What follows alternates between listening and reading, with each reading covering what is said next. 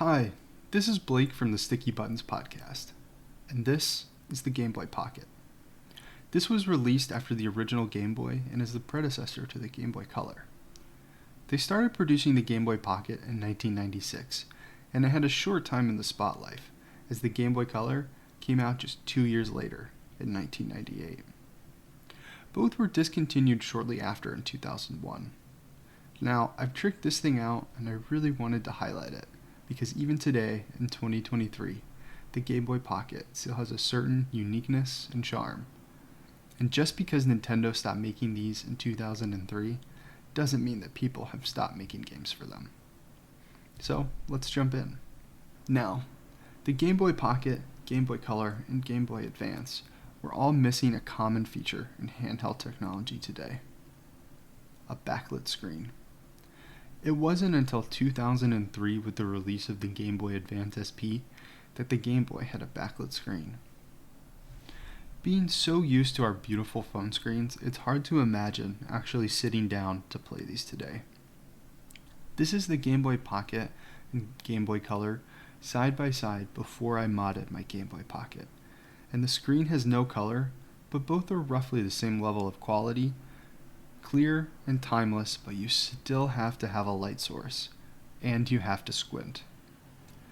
Handheld technology has gotten so good recently that my new iPhone camera is better than my eyes, not even to mention the screen quality.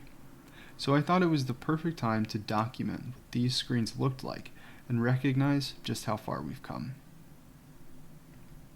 Now, I've tricked this one out. I gave it a new shell, new buttons, new screen, and I modified the battery so it can be charged wirelessly. And the screen is just beautiful. I mean, come on, just look at the difference. This Game Boy came from a different time. Bill Clinton was still president, the first Harry Potter book hadn't been published, and women's ice hockey was not an Olympic sport. This was a time before the wide adoption of cell phones and other handheld technology. This Game Boy even predates me. Perhaps it was a simpler time when playing Tetris on your Game Boy was a technological achievement. This system, in many ways, is a relic of the past, but that doesn't mean it should be forgotten. I personally find the translucent plastic, round edges, to be captivating. I find the games hypnotic and truly of a timeless style. The tactile feel of the Game Boy in your hands is something special. And I just love the cartridges. There's something about the size, look, art, and weight that makes me feel electric, just knowing that this game could transport you to somewhere else entirely. These cartridges are what make this console an analog technology.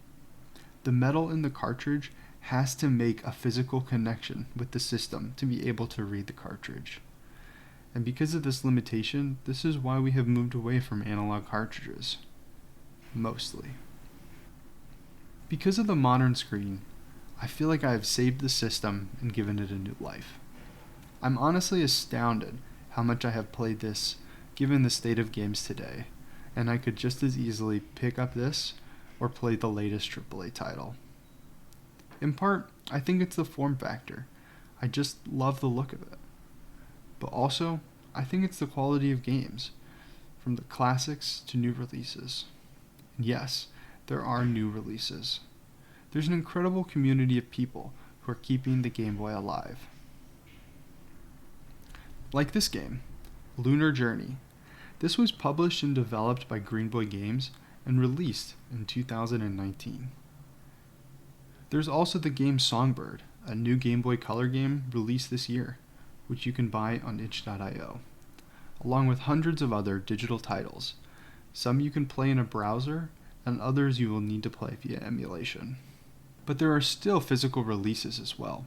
There's Incube 8 Games, who is a publisher of physical Game Boy games, including two modern classics, Deadius and Pine Creek. They are also publishing one of my most anticipated games of the year, The Mayor of Sanctuary, a game developed by Anthony Wallace, a solo game developer and founder of Nara Makes Games. He has been documenting his journey of being a digital nomad and developing a Game Boy game in the modern era. This is all possible because of a free-to-download program called GameBoy Studio. This is a program designed for the creation of Game Boy games originally developed by Chris Metalvi. And this has drastically lowered the barrier of entry to making a Game Boy game, and is being used to create short Game Boy experiences, full Game Boy Color games, or even Game Boy Advance Metroidvanias, like Good Boy Galaxy, which is a game that was originally funded on Kickstarter and will eventually have a physical release on Game Boy Advance cartridge, and even have a Switch port. I am so happy to discover that people are still breathing new life into these Game Boys by continuing to develop games for them.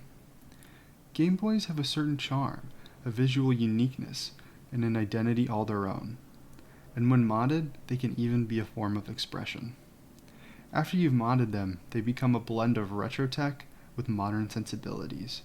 And these consoles may have been forgotten by Nintendo, but the community is keeping them alive.